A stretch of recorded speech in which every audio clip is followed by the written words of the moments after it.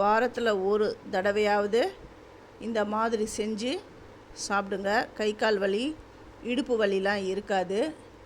இது ஒன்றும் இல்லை, உளுந்தங்கஞ்சி. இது காரமாகவும் செய்யலாம், இனிப்பாகவும் செய்யலாம். உளுந்தம்பருப்பை நல்லா வறுத்து எடுத்துக்கணும்.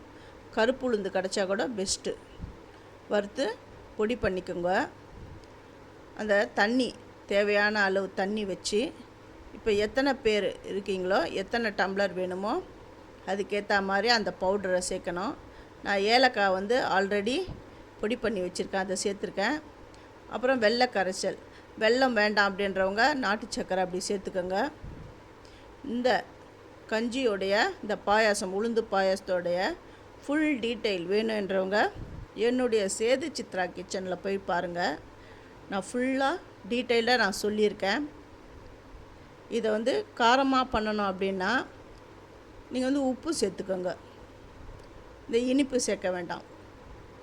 சூப்பரான உளுந்து கஞ்சி எப்படி பிரமாதமாக ரெடி ஆகிடுது. நீங்கள் இந்த மாதிரி வறுத்து பொடி பண்ணி வச்சுக்கிட்டிங்கன்னா, இந்த மிக்ஸ் பண்ணி வச்சுக்கிட்டிங்கன்னா, அதாவது வாரத்தில் ஒரு தடவை எப்போ தேவையோ அப்போல்லாம் நீங்கள் அந்த பொடி போட்டு இந்த மாதிரி கஞ்சி செஞ்சு இல்லை பாயசம் செஞ்சு சாப்பிட்லாம்.